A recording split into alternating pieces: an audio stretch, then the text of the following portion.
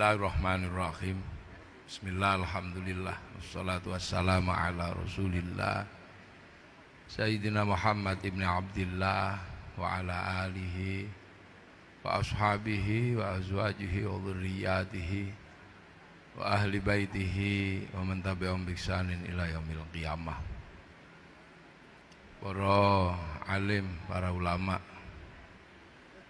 yang saya hormati, hadirin wal hadirat yang saya hormati, ini alhamdulillah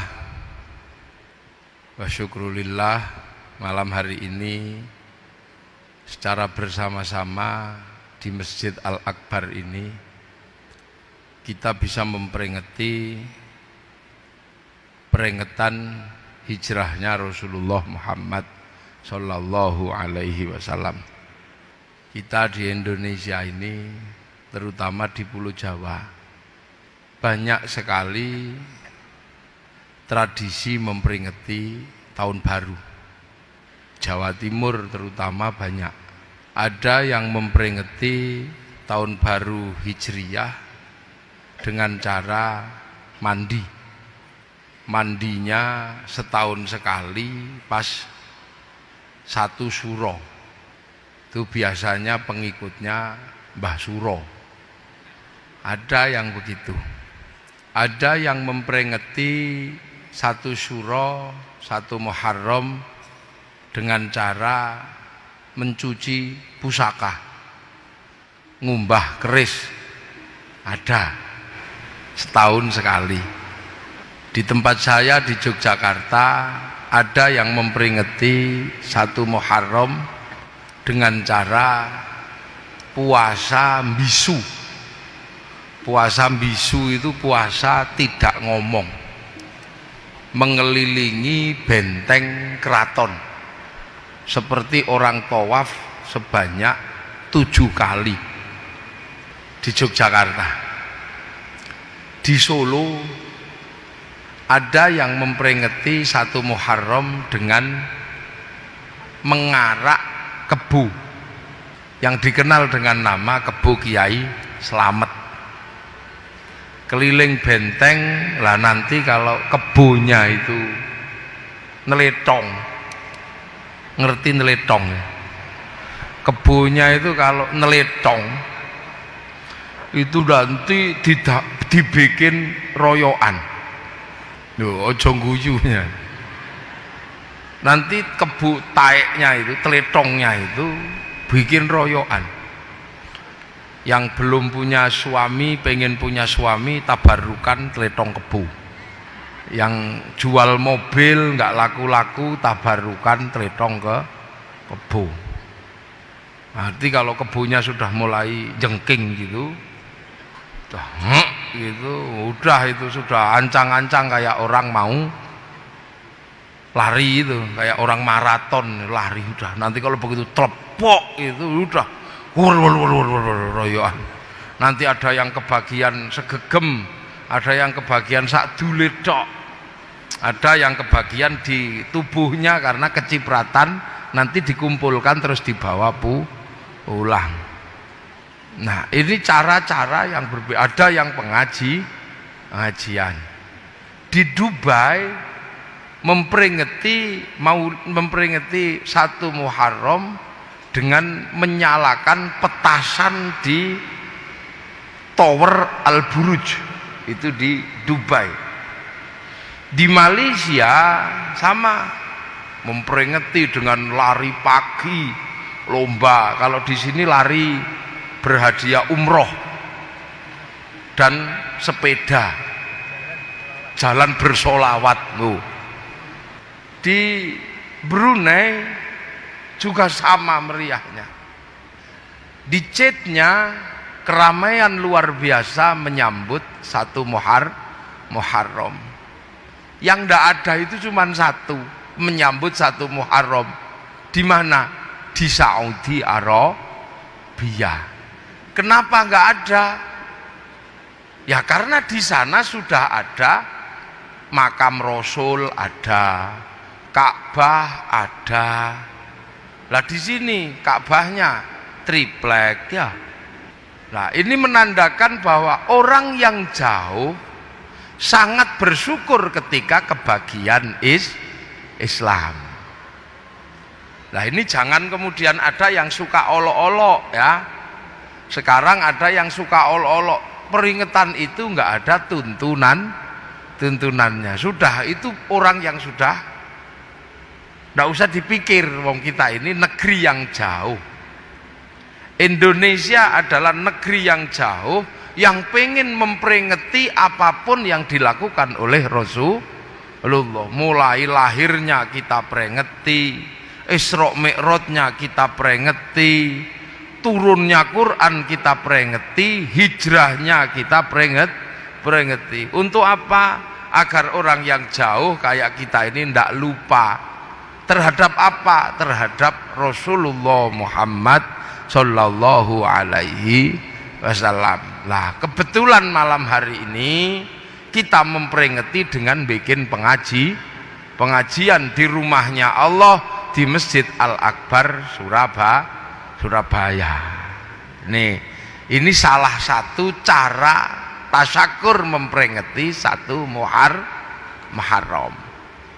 Yang mandi setahun sekali ya silahkan, nggak apa-apa. Wong maunya mandi cuman setahun sekali.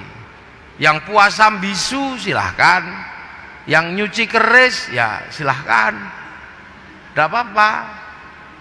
Ya, nah ini kita ngaji malam hari ini memperingati satu Muharram. Para hadirin yang berbahagia, ya. Jadi Hijriyah ini ada yang kita peringati, ini Hijriyah Rasul. Ini sudah sangat banyak yang menjelaskan bagaimana Rasul hijrah dari Makkah ke Madinah. Nah, ini sudah sangat banyak yang menjelaskan. Maka peringatan Hijriyah ini saya ingin menjelaskan, setelah Rasulullah itu hijrah, Islam itu jadi diikuti oleh orang-orang yang hanya ada di sekitar Arab.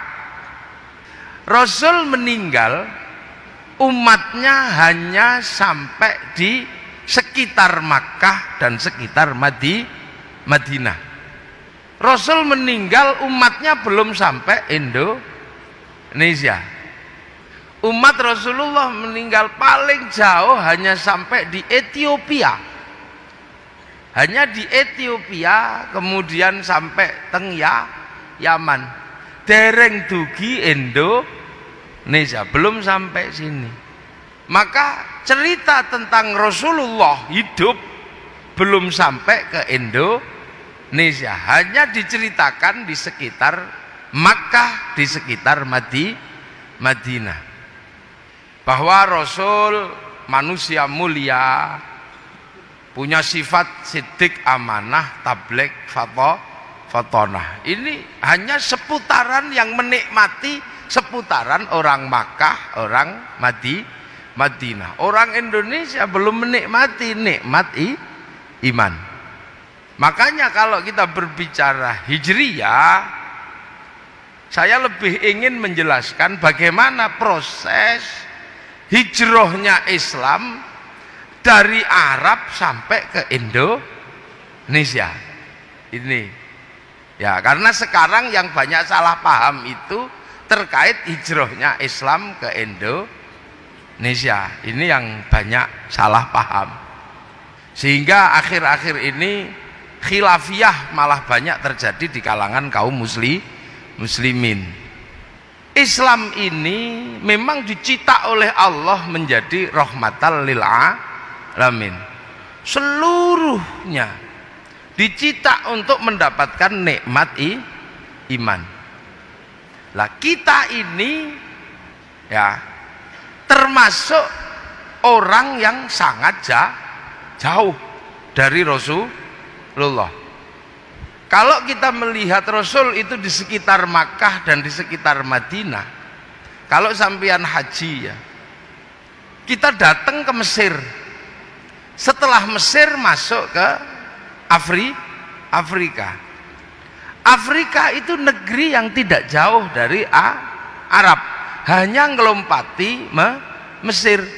Itu tidak kebagian agamanya Allah Subhanahu wa ta'ala. Eropa ini hanya ngelewati negara namanya Maroko. Dari Maroko ngelewati kampung namanya Casablanca, terus Tangier. Ini juga nggak kebagian agamanya Allah Subhanahu wa ta'ala. Lah kita ini di Indonesia yang sudah sangat jauh, kita masih kebagian agamanya Allah Subhanahu wa ta'ala. Kita ini jauh, naik pesawat sudah 9 jam, 10 jam. Ini negeri yang sangat jauh, negeri yang mungkin tidak ada dalam kamusnya para sahabat. Sebutannya apa? Negeri Rasulullah itu disebut negeri Arab. Keluar Arab dikit namanya A'robi, mirip orang Arab. Itu sampai di Yaman, sampai di Suriah, itu sebutannya A'robi, sudah mirip orang Arab. Sampai di Persia atau Iran ini disebut musta'riba, orang yang suka memirip-miripkan diri dengan orang Arab.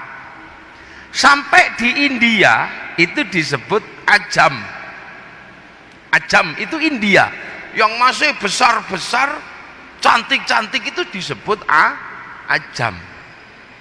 Nah kalau kita ini kira-kira sebutannya apa? Yang sudah kecil-kecil, ireng-ireng, jelek-jelek, rembes-rembes, ini kira-kira sebutannya apa?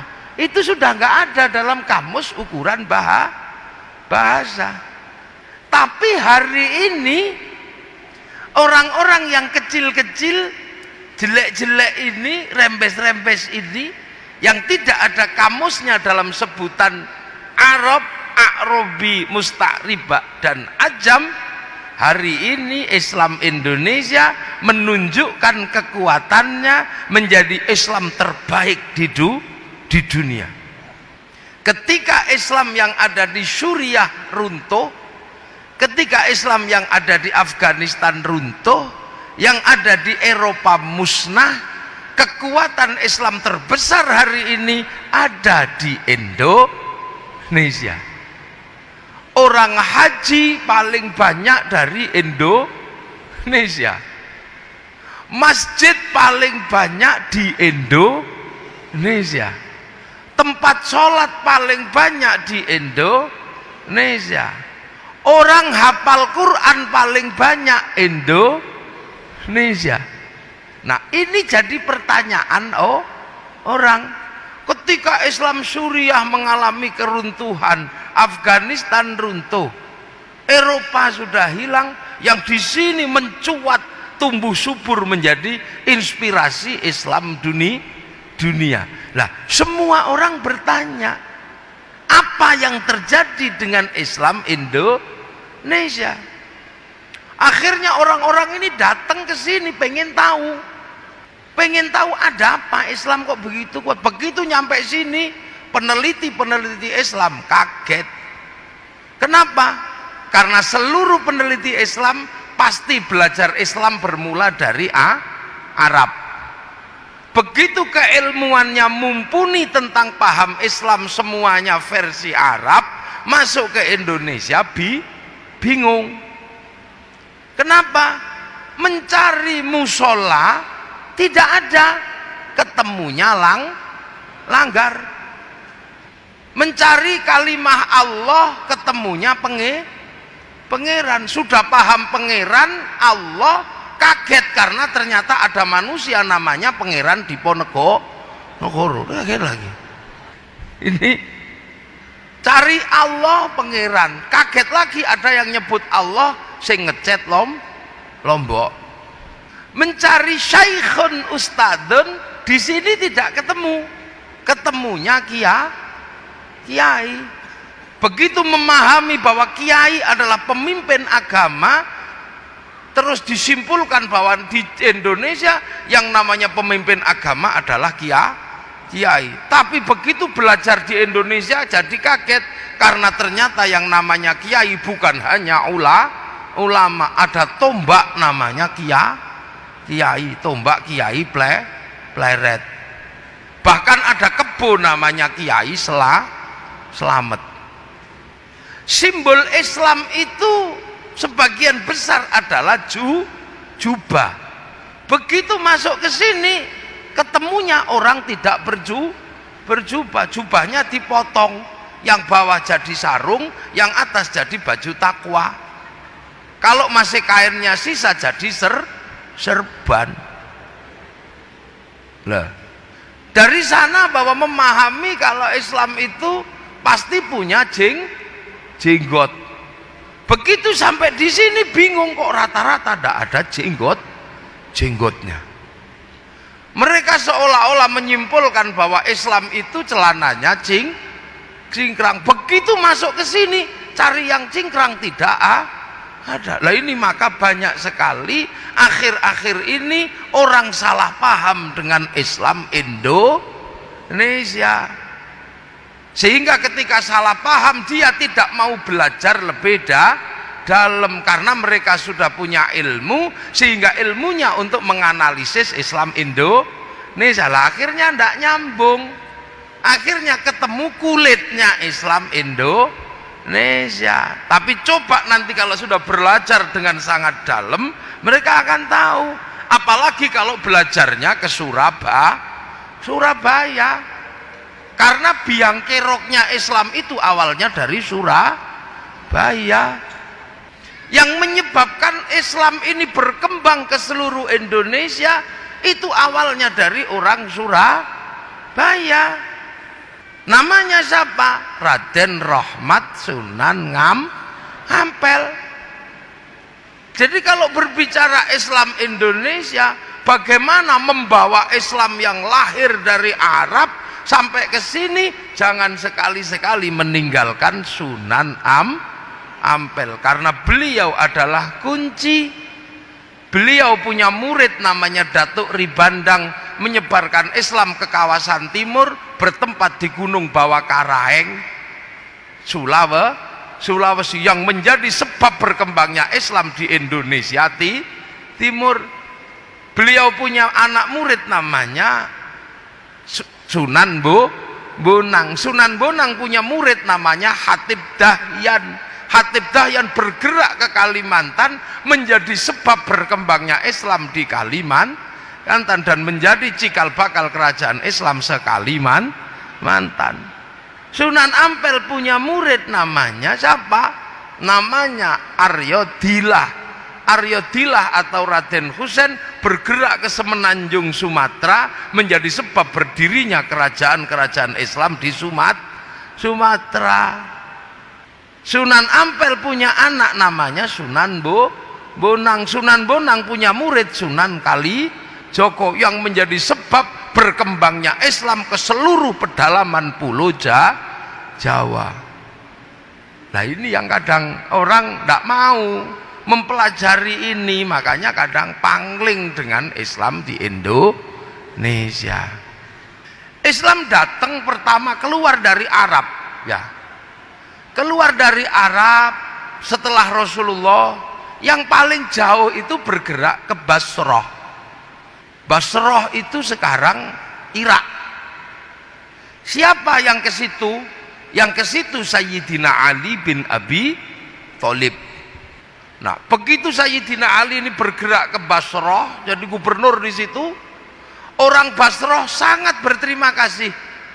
Sebab apa? Orang Persia adalah orang terbaik sebelum Rasulullah, bangsa yang paling beradab sebelum Rasulullah, tapi kalah pamor ketika Rasulullah lahir. Maka orang Persia sangat menginginkan Rasulullah untuk datang ke Persia. Tapi Rasulullah nggak datang ke sana, yang datang menantunya namanya Sayyidina Sayyidina Ali. Akhirnya Raja Persia namanya Raja Rustam besanan sama Sayyidina Ali, ngambil menantu Sayyidina Husain. Karena Raja Rustam ini masuk Islam, yang sebelumnya beragama Majusi. Lah orang Majusi itu punya Tuhan api. Tuhannya ditaruh di bangunan yang sangat tinggi, namanya Manaro. Setelah masuk Islam, bangunan tingginya masih, tapi apinya dibuang. Akhirnya punya Manaro di depan masjid. Sehingga orang melihat ini masjid ada Manaronya, kok bagus.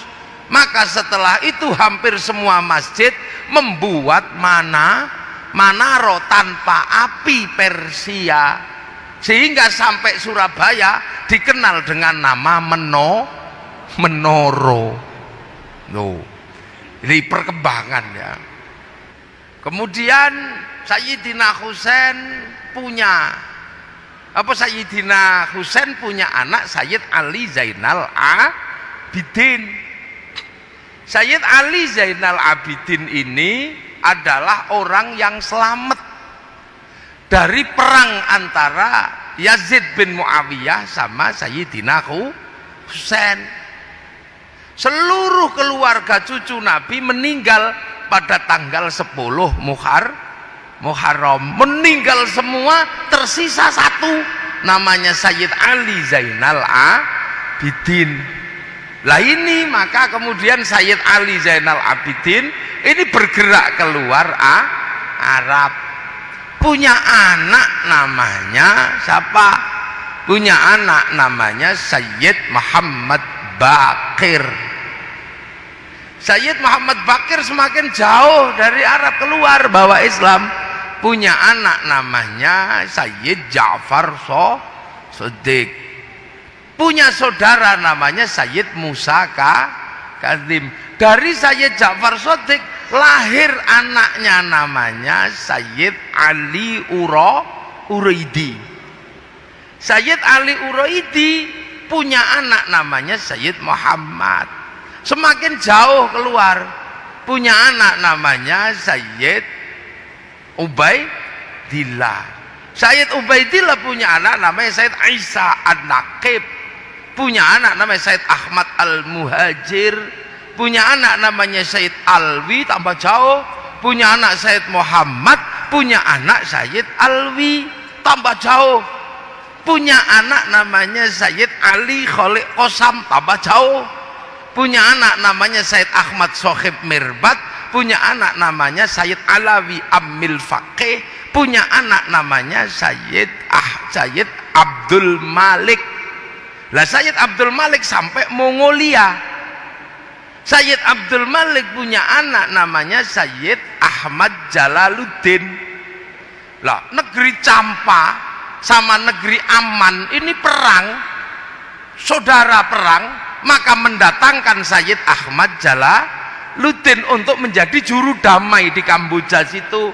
Sampean bisa bayangkan, dua kerajaan Hindu berperang, juru damainya orang Islam. Betapa hebatnya orang Islam. Wong Hindu tawur kok juru damainya orang Islam. Begitu rukun kerajaan diberikan pada Sayyid Ahmad Jalaluddin. Punya anak namanya Sayyid Muhammad. Punya anak namanya Sayyid Jamaluddin Al-Husaini Al-Kabir. Turun ke tanah Jawa. Dikenal dengan nama Syekh Jumadil Kubro. Loh ya.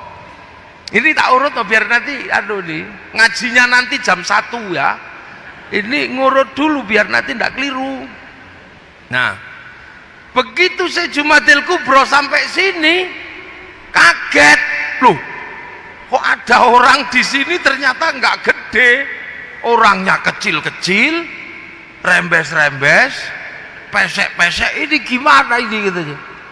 Untung Allah sudah menyatakan dalam Al-Quran, ya ayyuhan nas, hei manusia, inna khalaqnakum min dzakari wa unsa wa ja'alnakum syu'uban wa qabaila. Ku bikin kalian berbangsa-bangsa. Syekh Jumadil Kubro ketemu dengan bangsa Tara, yang kecil elek rembes. Ini bagaimana? Begitu ketemu di sini paling susah. Kenapa? Karena Sayyid Jamaluddin Al-Husaini Al-Kabir adalah orang yang alim dalam ilmu Al-Quran. Ternyata begitu sampai sini kaget. Kenapa? Karena ketemu dengan bangsa kecil-kecil, jelek-jelek, rembes-rembes, tapi punya peradaban yang sangat maju. Jadi sampean jangan membayangkan Islam datang itu ketemu dengan hutan belantara, ketemu bangsa yang maju yang dikenal dengan bangsa Mojopahit, sebuah bangsa yang menguasai 2/3 dunia, punya kitab rujukan politik yang namanya Negara Kertagama, punya kitab sosial yang sangat baik yang namanya Suta Soma, rujukan dunia. Belanda mengambil kitab Negara Kertagama, hukumnya dijadikan hukum Belanda. Sekarang Belanda punya hukum terbaik dunia, sehingga mahkamah internasional ada di Den Haag, Belanda. Ini kuncinya di sini. Jadi jangan sampai kemudian kita salah. Jadi Islam datang Syekh Jumadil Kubro ketemu dengan bangsa yang sangat maju, menaklukkan bangsa-bangsa dunia. Sebelum Majapahit, Mongolia sudah dikalahkan di tanah Nusantara, padahal Mongolia adalah negara terkuat di dunia, penakluk Eropa, penakluk Arab. Masuk sini kalah kabut, utusannya namanya Menci dipotong telinganya. Di sini bangsa yang sangat maju. Syekh Jumadil Kubro mau bercerita tentang surga yang airnya mengalir. Di sini air banyak sekali. Piye nek cerita ini? Mau cerita tentang air mengalir, kini Kalimas banjir. Kali Berantas airnya banyak. Mau bercerita buah-buahan isi surga, orang sini penuh buah-buahan, bahkan cipluan aja banyak. Susah menceritakan orang sini. Diceritakan kekuasaan yang hebat, orang sini sudah punya kekuasaan Majapahit. Diceritani harta benda, maka di sini tidak laku, karena hayam wuruk kalau makan piringnya dilempar ke segoro anak-anakan. Ini bangsa yang kuat, bangsa yang maju. Makanya kalau ada cerita bahwa Islam disebarkan oleh saudagar, sayalah orang yang tidak bisa menerima teori itu. Kenapa? Saudagar tidak mungkin mengajarkan agama, karena di Nusantara sebelum Islam datang, sudra itu adalah saudagar. Saudagar itu sudra nggak boleh ngomong agama. Yang boleh ngomong agama hanya Brahmana, orang yang sudah meninggalkan dunia. Kasta di bawahnya namanya kesatria, kasta para raja. Para raja tidak boleh ngomong agama, ngurusi dunia. Di bawah para raja ada kasta Wesya, kastanya pegawai negeri, nggak boleh ngomong agama. Kasta di bawahnya ada kasta sudra, pedagang, petani, tukang, itu sudra, tidak boleh ngomong agama. Di bawahnya ada kasta namanya paria, kastanya para pengemis. Di bawah paria ada kuca, kastanya pencopet. Di bawah kuca ada meleka, kastanya maling, tapi kalau ketahuan lari. Nah, di bawah itu ada kasta candala, para begal kalau berani, kalau nyuri, tapi kalau ketahuan berani. Maka kasta sudra tidak mungkin boleh menyebarkan agama. Maka disitulah kuncinya bahwa Syekh Jumadil Kubro punya pemahaman yang sangat jauh. Ini diapakan orang kayak gini ini? Sangat susah. Maka Syekh Jumadil Kubro tidak banyak melakukan kerja, tapi mencetak generasi berikutnya.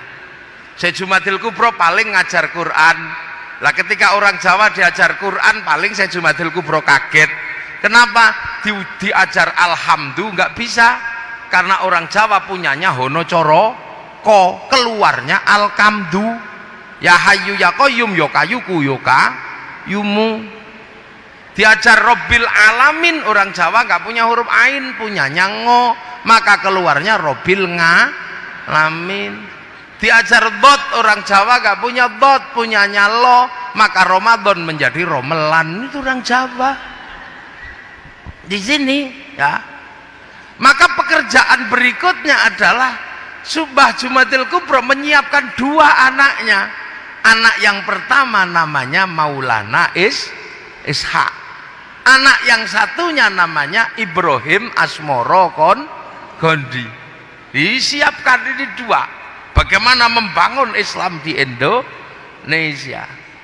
Tapi pada awalnya Islam ini susah, karena di tanah Jawa tumbuh ajaran yang suka makan manusia, namanya ajaran Bhairawa Tantra. Makanya orang hebat itu Cakra Birawa, truk-truknya orang hebat Bhairawa, itu dari istilah Bhairawa Tantra. Bhairawa Tantra itu apa? Orang yang mampu melakukan ilmu namanya ngerogo sukmo. Nah, supaya iso ngerogo sukmo, orang ini punya adat namanya pancamakara. Laki perempuan udo kabeh muter melakukan hubungan seks bebas supaya nafsunya kendu, supaya pikirannya tenang minumnya arak, supaya perutnya nggak keracak kerucuk makan tumpeng, supaya nanti sukmanya keluar, tubuhnya nggak bergerak makan daging manusia.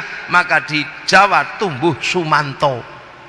Setelah itu di sini lahir orang-orang yang mampu ngerogoh sukmo. Sukmone pergi diajak nyuri, namanya ngepet.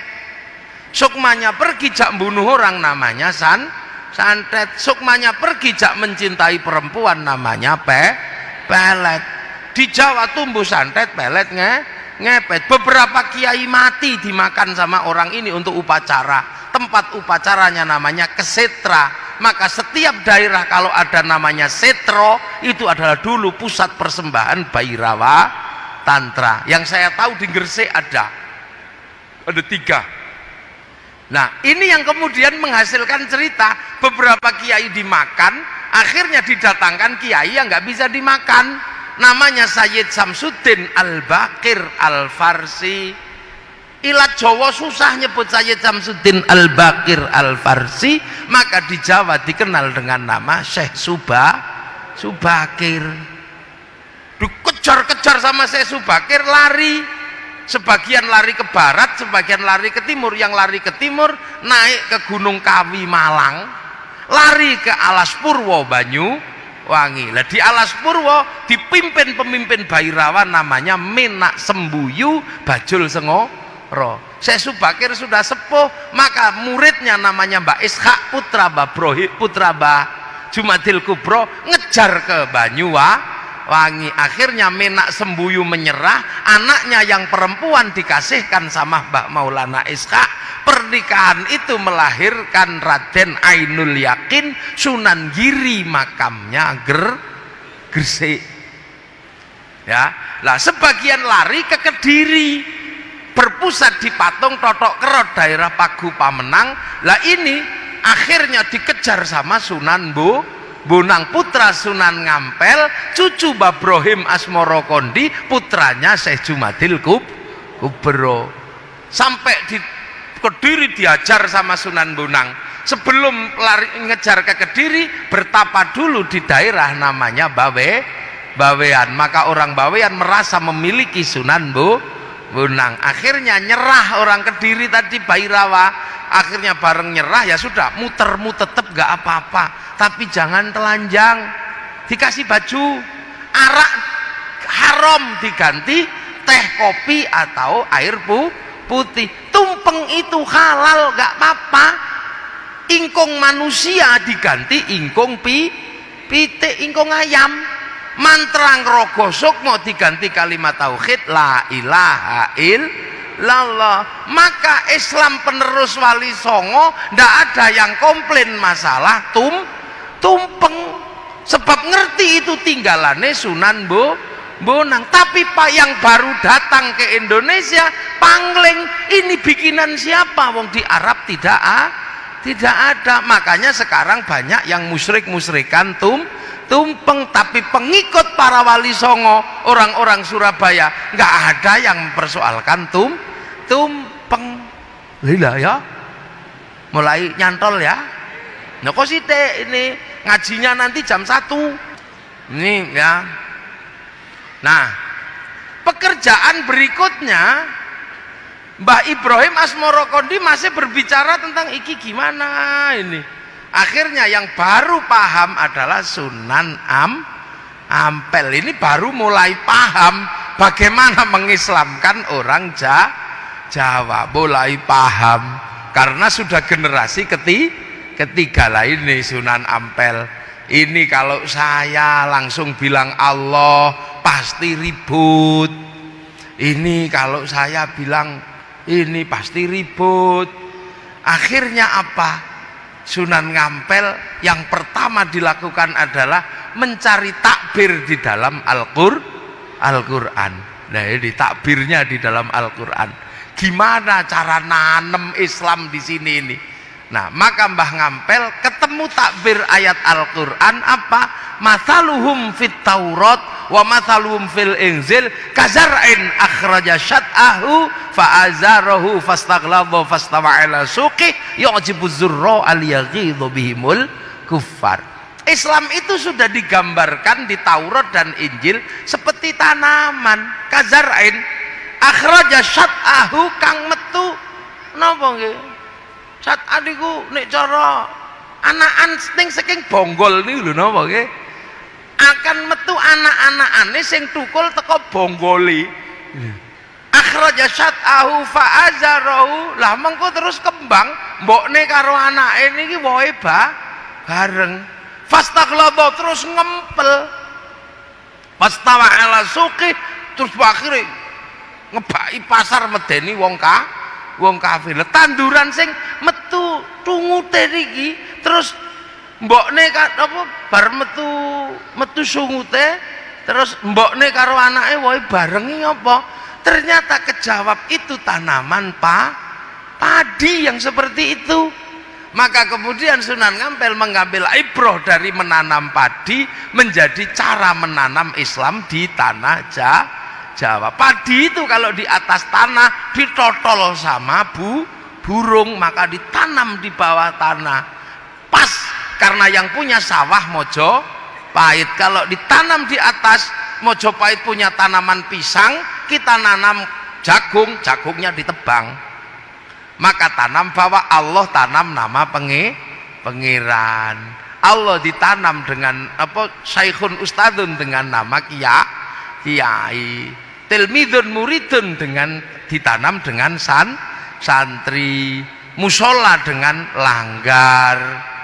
Terus dobo syahadah dengan nama kalimoso sodo syahadaten sekaten itu ditanam terus sama Sunan Ampel. Makanya karena ditanam terus akhirnya Sunan Ngampel bikin tembang lir tandure wusu milir. Nek sing tak tandur ini sudah tumbuh belum?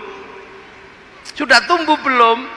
Maka begitu tanaman ini banyak sudah ditanam dengan cara lokal gak kelihatan, maka Sunan Ngampel ngirim Raden Husein untuk ngabdi ke Mojopahit, kakaknya Raden Fatah. Di sana cuman disuruh nanya, nanti kamu lihat orang Islam sudah banyak apa belum. Begitu masuk orang ditanya, kamu kok kesini mau ngapa? Saya mau ngabdi. Lah tandurmu sing mbok tinggal bagaimana? Tandur kula pun ijo royo iki Islam, taruh benteng sebelah kanan. Kalau yang enggak Islam ditanya, tandurmu gimana? Wong tandurku entek dibadhok wereng. Oh iki ora Islam kiwa. Mbok blimbing, ya blimbinge ora iso tak penek sebab lunyu. Oh iki Islam gele benteng tengen. Nek ra Islam tanang blimbingmu piye? Wis entek dibadhok codot. Oh ndak Islam. Begitu benteng kiri benteng kanan sudah banyak, dikabarkan kepada Sunan Ngampel sudah banyak. Ketika dikabarkan sudah banyak yang ndak sabar pengen secepatnya ngantem Mojopahit. Akhirnya tumbuh orang yang sangat keras pengen secepatnya menghancurkan Mojopahit karena ada kabar sudah banyak di benteng kanan benteng kiri. Lahirlah pasukan jihad pertama di dalam Islam di tanah Jawa, dipimpin Mbak Usman Sunan Ngudung. Mbak Usman Sunan Ngudung bapaknya Sunan Kudus, dibantu Mbak Abdul Qadir Sini Tankimhan, langsung nyerbu Mojopahit, tapi Mojopahit masih sangat kuat sehingga pasukan pertama tumpes di tangan Majapahit. Seluruh kuburannya sekarang bisa kita ziarahi di Troloyo, Trowulan, Mojokerto, namanya kuburan Srengenge. Jadi itu kuburan FPI pertama atau Laskar Jihad pertama di situ. Akhirnya ndak bisa, ini harus tetap dengan cara yang halus. Maka akhirnya cara kebudayaan ditempuh bukan dengan kekerasan, karena mati. Akhirnya ngajarkan pengen jadi orang baik, iya, kalau pengen jadi orang baik jangan lupa jempol. Jempol itu apa maknanya? Baik.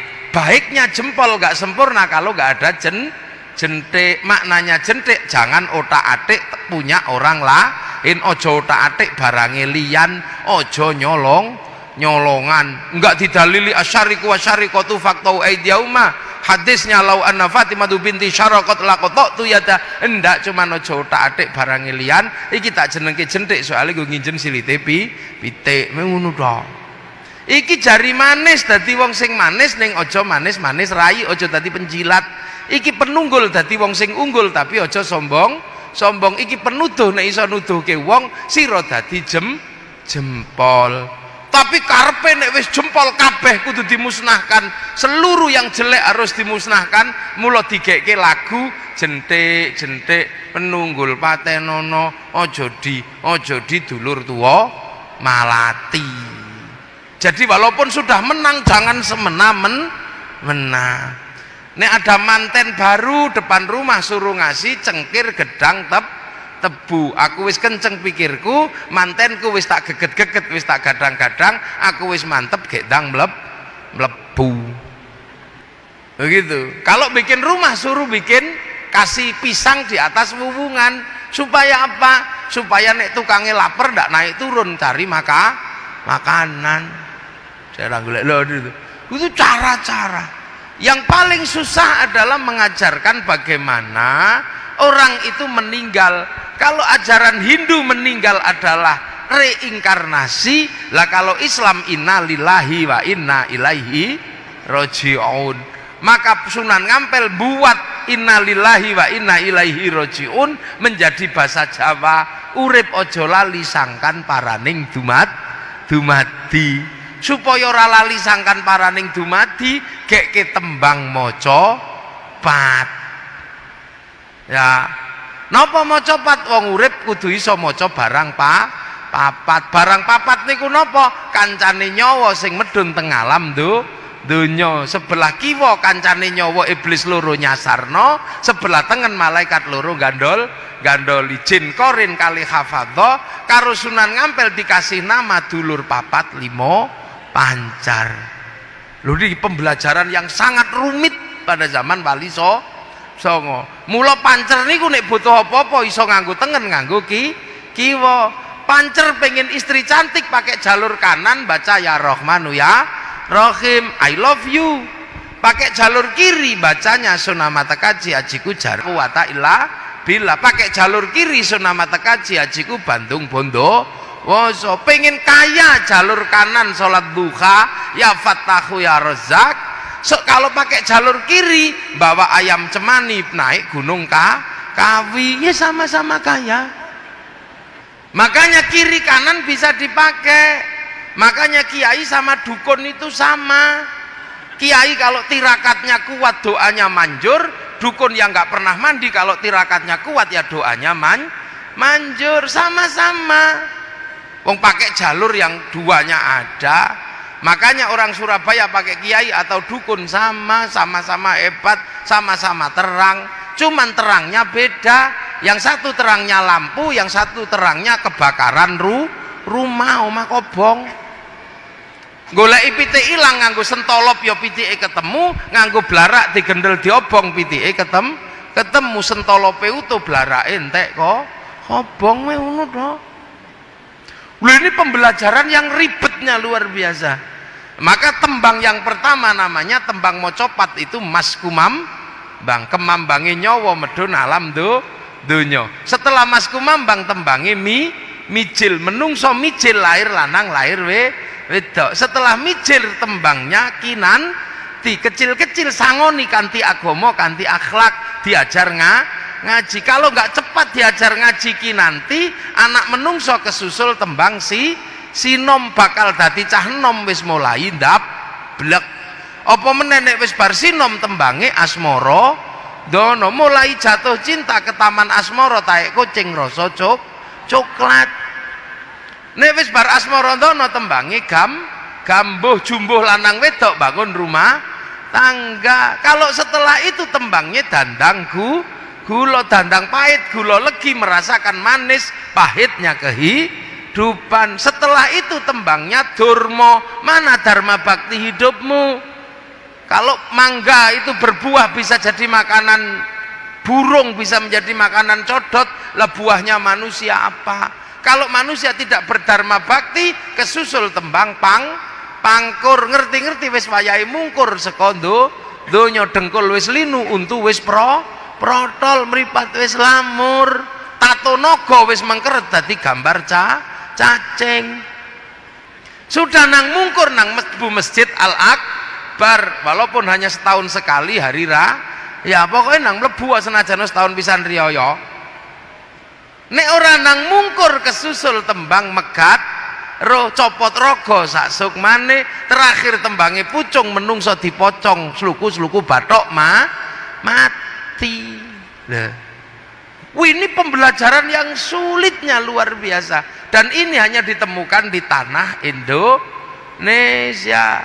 Oleh Sunan Bonang dibikinkan gamelan, wong musiknya tembang moco musiknya jenenge gamelan slendro pelok, yang berbeda dengan musik sebelumnya yang bunyinya nang ning nang nong nang ning nang nong dang dang dang dang gung. Urip iku nang ning nang nong, ya nang kene ya nang kono, ya nang kene ngaji nang kono nyolong pitik. Wong urip kadang baik kadang buruk, ndak bisa baik terus. Tapi kalau pengen pungkasan terakhir yang baik, dang dang dang dang gung, ayo dang dang balik nang Sang Yang Agung, dang bali nang Gusti Allah. Loh, ini pembelajaran orang Jawa dulu. Makanya kalau kita kadang hari ini nggak hati-hati, seolah-olah apa yang ada di sini itu jelek. Padahal bangsa ini ketika Islam datang sudah punya peradaban yang sangat maju. Orang Eropa saja bingung sekarang. Kenapa? Orang Eropa punya alat musik namanya gitar. Orang Jawa punya alat musik namanya gamelan. Dari situ bisa dilihat perbedaan peradaban.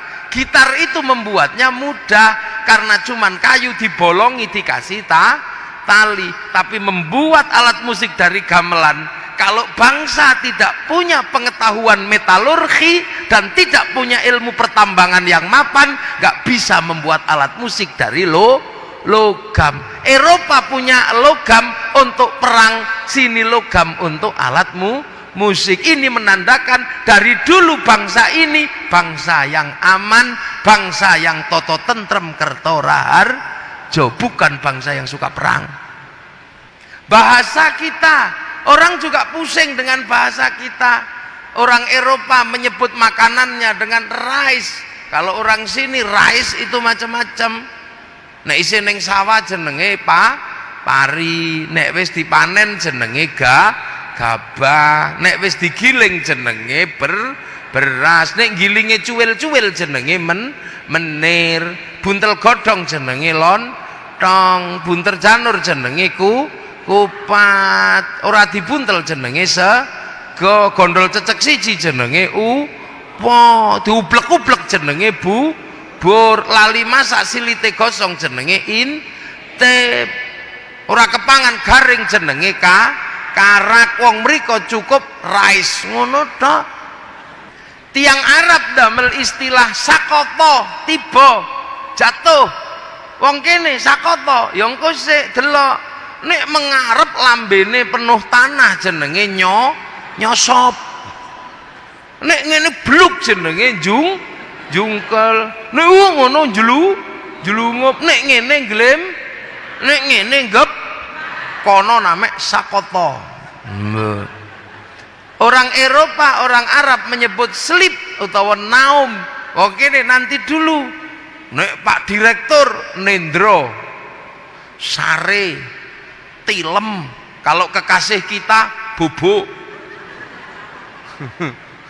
Nek wong biasa tuh turu, lah nek copet micek geletak sak keleme udah. Loh ini bahasa makanan kita termasuk makanan yang ekstrim. Orang bingung kok iso wong Jawa mangan gadung, padahal gadung itu panganan ekstrim. Seluruh dunia tidak ada yang bisa makan gadung. Kok orang Jawa bisa makan gadung? Kok ngerti nek gadung niku nek arep dipangan diketok-ketok terus diawoni, habis itu direndam, awoni meneh dikum, digodhog, dipe. Itu dulu korbannya berapa itu waktu eksperimen? Kok bisa? Padahal gendruwo aja mabuk kalau mangan gadung. Mbah Manap Lirboyo itu apa? Ngerowot 56 tahun panganane uwi, tahu-taunya uwine itu hilang digondol gendruwo sama Mbah Manap, uwine dikasih gadung, akhirnya gadungnya dicolong gendruwo. Tengah malam gendruwone mabuk, sak Lirboyo ambruk, dikasih minum lengo jarak. Akhirnya apa? Akhirnya terus nyantri di Mbah Manap Lirboyo, tugasnya nyenggot nimbo nganggo kayu yang panjang. Sakniki pensiun wong Lirboyo wis duwe sanyu. Orang Eropa sampai hari ini bingung. Saya pernah mengikuti tim dokter yang mau meneliti Gus Dur. Gus Dur itu diteliti karena stroke 3 kali kok ndak mati. Ini orang istimewa. Lah akhirnya setelah meneliti itu tak ajak jalan-jalan, mereka kaget. Ternyata ada pengobatan di tanah Jawa yang tidak masuk akal, tapi bener-bener mujarab. Apa? Ono wong kesandung dincepno tletong. Itu pengobatan Jawa, sembuh. Sakit mata diuyui, sembuh. Itu pengobatan lokal. Anyang-anyang ditaleni merang, lu ini sembuh. Iki ilmu apa katanya? Dan Thailand mempraktekkan bahwa kalau pohon tidak berbuah harus ditaleni alang-alang, dipecel dan itu buahnya banyak. Sekarang Thailand ngikut. Dunia sekarang sedang mengincar buatan Indonesia, apa? Atom utawa nuklir tanpa reaktor. Krisis energi dunia harus ada jawabannya. Apa? Jawabannya adalah nuklir, tapi nuklir berbahaya kalau tanpa reaktor. Indonesia tanah Jawa punya nuklir tanpa reaktor, namanya apa? Tombak baru klinting, pusakanya Mojopahit. Loh, kok gak medeni kita ini? Makanya kadang kita ini selalu mengatakan kita ini tanah muda, kita ini orang baik semua. Mana ada di dunia ini ada orang yang tega, yang sampai ikhlas waktunya 7 hari nunggoni tetangganya yang mati. Kalau bukan orang Jawa gak ada. Hari pertama tunggoni, hari kedua ditungguin, sampai 7 hari baca tahlil, baca ya sini tuh. Kalau gak orang Jawa gak punya waktu sebegitu panjang. Ini saking baiknya. Kenapa? Karena orang Jawa itu sebelum lahir sudah dipanggilkan tetangga, namanya ngapati mito ini syukuran makan. Kalau lahir akikoh tetangganya diundang, sunatan tetangganya diundang dikasih makan, nikah tetangganya diundang dikasih makan, tetangganya sakit di rumah sakit tabrakan, mulutnya mangap ini nggak bisa kasih makan, tetap dibawain makanan. Kenapa? Karena orang Jawa itu kalau sudah ngumpul harus makan, sebab orang Jawa makan tidak makan kumpul. Maka kalau ada orang mati pada ngumpul, kalau di Jawa ya harus dikasih makan, sebab kalau nggak dikasih makan ora Jawa. Nah ini kadang terus ada orang ini nggak ada tuntunannya, makanya wong Jawa ini kuduwe bangsa dewe. Kalau ada pilkada pasti ada uangnya orang Jawa itu. Pilkades 10.000, pilbub 50.000, kalau pilkada 100.000 itu biasa kalau di Jawa. Mani politik bukan. Kalau di Jawa namanya jer besuki mowo beo. Makanya kalau diterima santri wong biasa namanya uang bensin, terima masjid namanya sumbangan, terima kiai namanya bisyaro. Nah ini di Jawa orang manggil orang pasti tidak berani manggil namanya, pasti panggil Pak, panggil Mas, panggil Le, kan gitu. Tukang patri pak, tukang rosok pak. Makanya kalau kemudian ada nabi yang tidak berani nyebut Muhammad, pasti pakai kanjeng kalau orang Jawa. Asal nggak kebleset ke kanjeng Dimas saja. Kanjeng, terus ada bahasa Arab Sayyidina. Ya untung ada Sayyidina dan ada kanjeng. Kalau nggak ada Sayyidina, nggak ada kanjeng, orang Jawa nggak berani menyebut Muhammad, pasti nyebutnya Mbo. Ayo nabi ngoten mawon. Lah itulah orang Jawa, kalau manggil orang besar tidak berani manggil namanya. Makanya kalau di Jawa ada orang manggil Muhammad itu ora Jawa. Loh itu loh.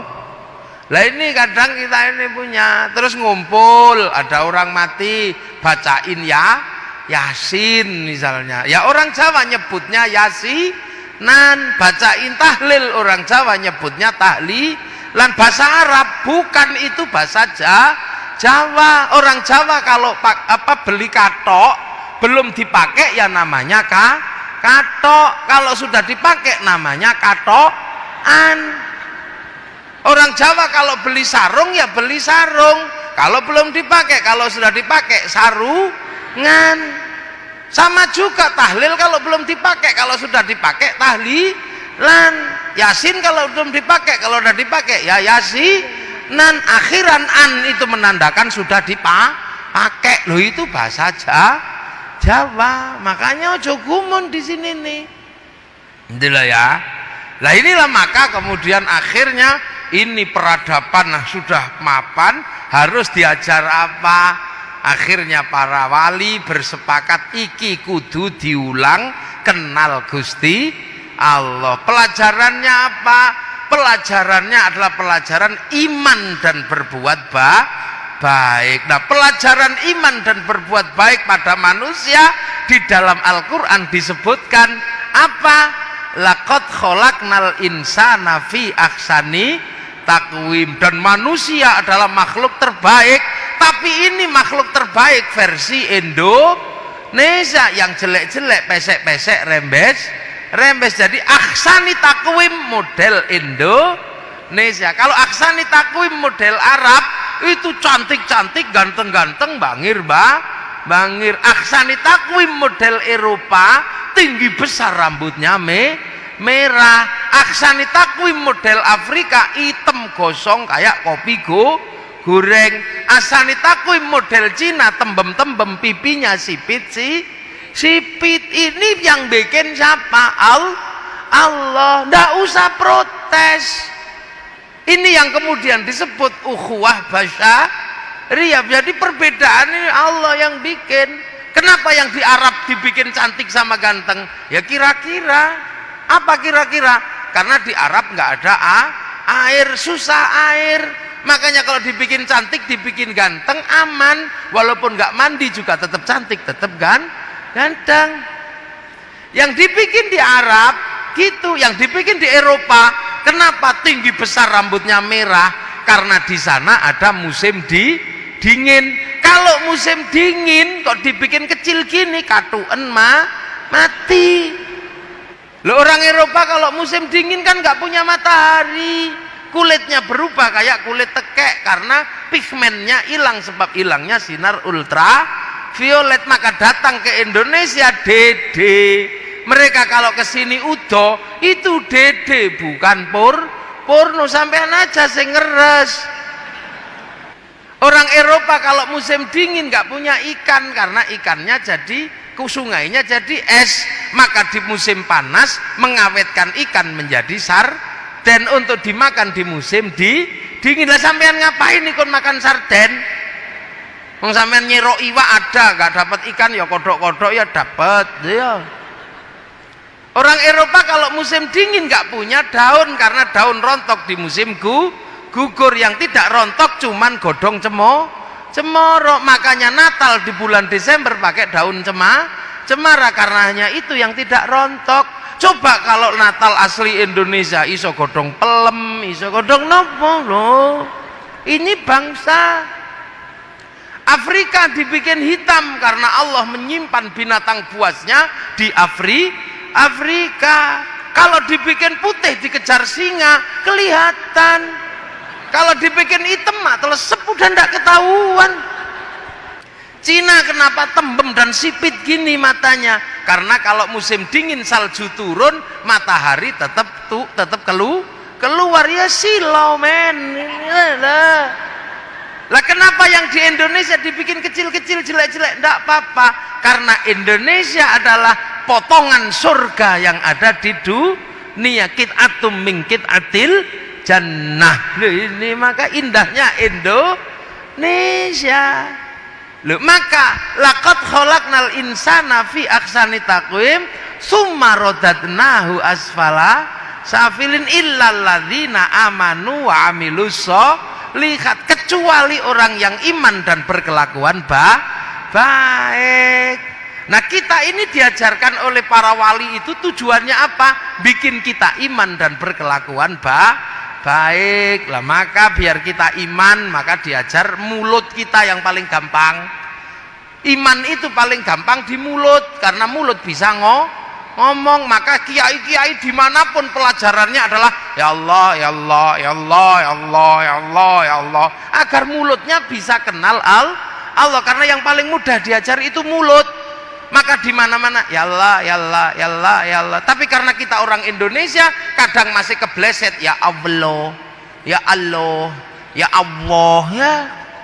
Nanti kalau sudah matanya diajari iman, terus matanya mulutnya, terus matanya diajarkan iman, dikelompokkan begini ya Allah, ya Allah, ya Allah, ya Allah, Allah, ya Allah, Allah. Ya udah, matanya disekolahkan ya. Setelah matanya disekolahkan, ngajarkan imannya dengkul ya Allah, ya Allah, ya Allah, ya Allah, ya Allah, ya Allah, layung ya.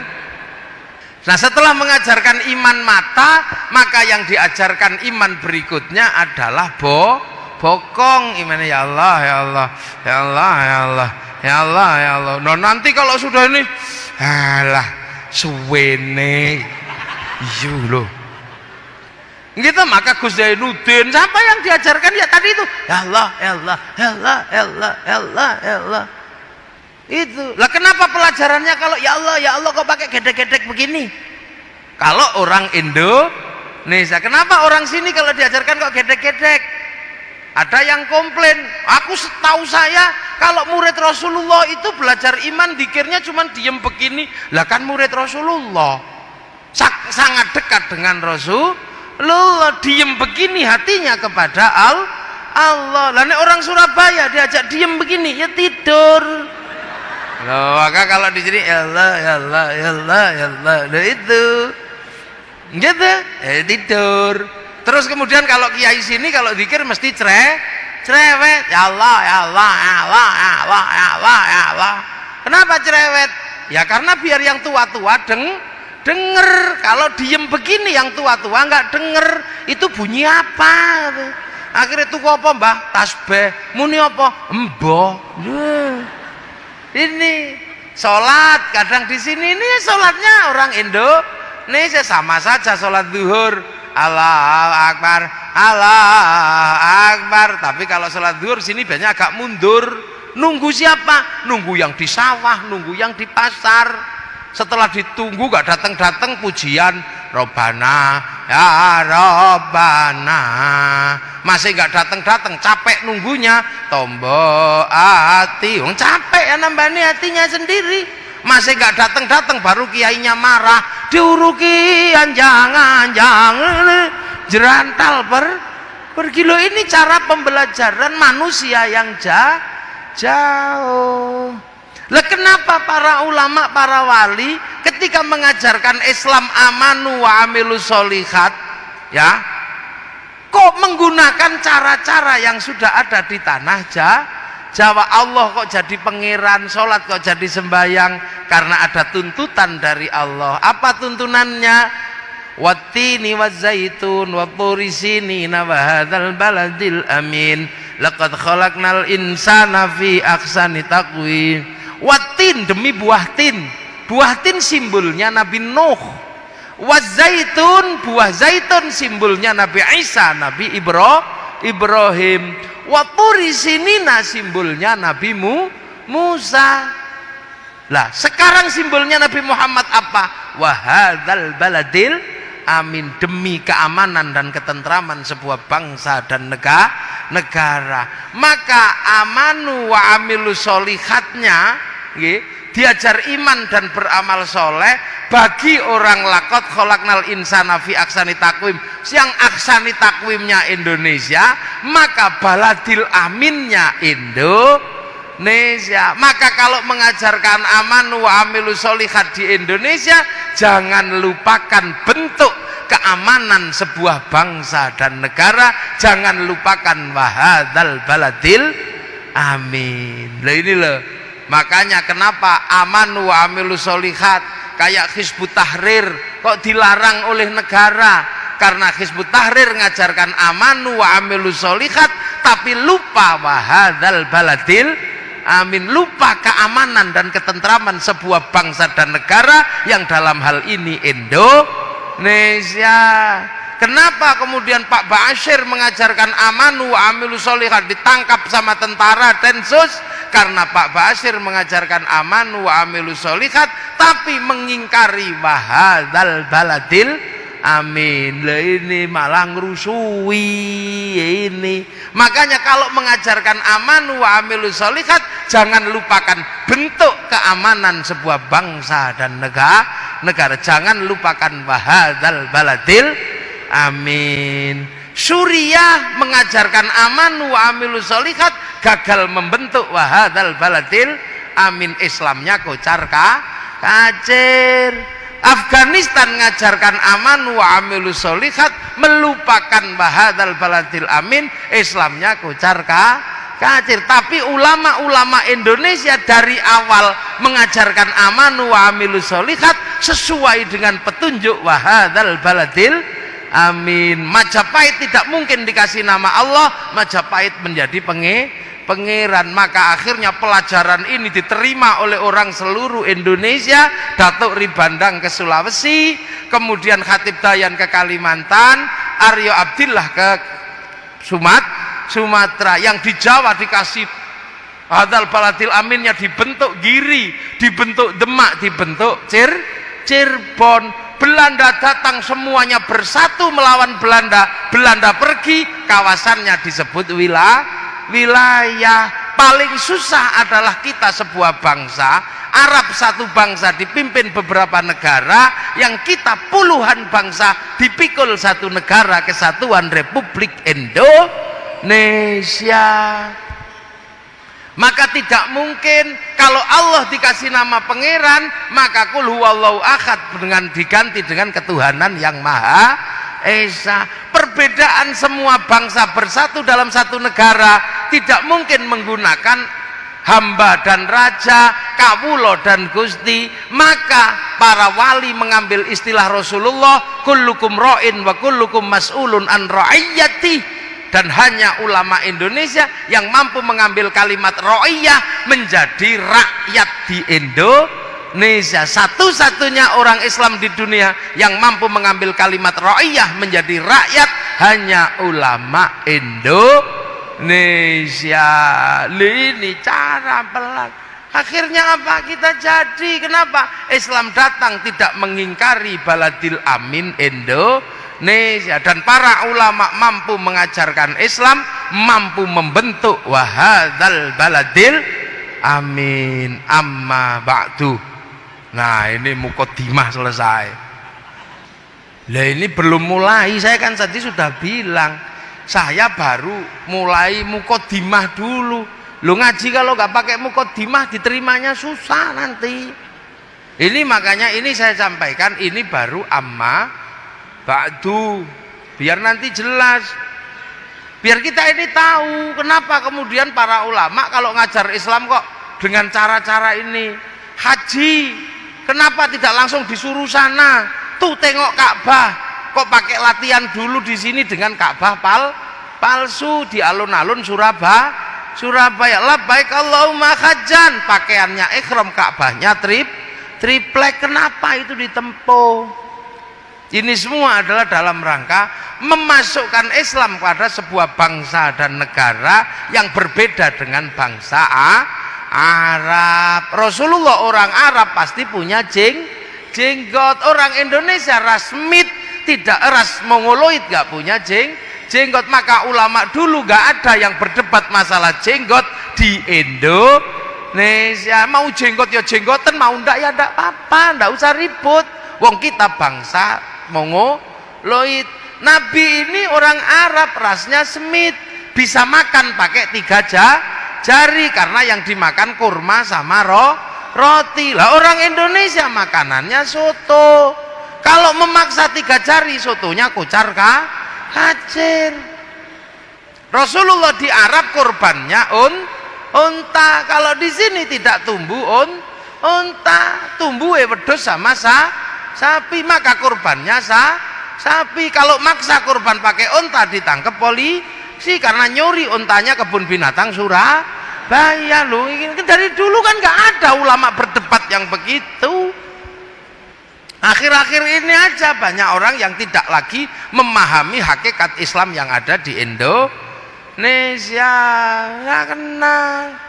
Orang Arab di sana yang perempuan bisa pakai jubah panjang, nutup auratnya pakai jubah. Kalau orang sini nutup auratnya pakai celana. Kenapa? Kalau pakai jubah panjang yang perempuan tidak bisa derep, tidak bisa tandur. Lu kan susah, mau ditanahnya cemek, tapi tetap tutup aurat. Ya gini.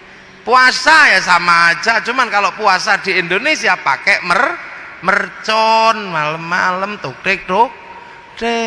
Nah ini kalau tidak dipahami dari awal bahwa inilah cara menanam Islam di negeri yang jauh, kita akan semakin hari semakin ribut. Mulai dari tidak mau hormat bendera karena tidak ada tuntunannya, mulai tidak mau makan tumpeng karena tidak ada tuntunannya, mulai tidak mau ziarah kubur karena gak ada. Terus nanti akan setiap hari semakin hari, bahkan kita ada yang mengatakan peringatan Muharram tidak ada karena Rasul tidak memperingati. Lah mulutan tidak ada karena Rasul tidak memperingati mulutan. Orang sholawatan tidak ada tuntunannya karena tuntunan sholawat tidak dilakukan oleh Rasul. Kalau terus begitu Islammu akan jadi seperti Islam yang ada di Suriah. Karena apa? Islam tidak ditanam di bumi yang dimana Islam ada. Tanamlah Islam dengan cara Indonesia. Kazar'in akhraja syat'ahu fa'azarahu fastaghlaba fastawa ala suqih ya'jibu zurra aliyaghidhu bihimul kuffar. Al-Fatihah. Siratal ladzina an'amta 'alaihim ghairil maghdubi 'alaihim waladdallin. Amin. Ihdinas siratal mustaqim. Assalamualaikum warahmatullahi wabarakatuh.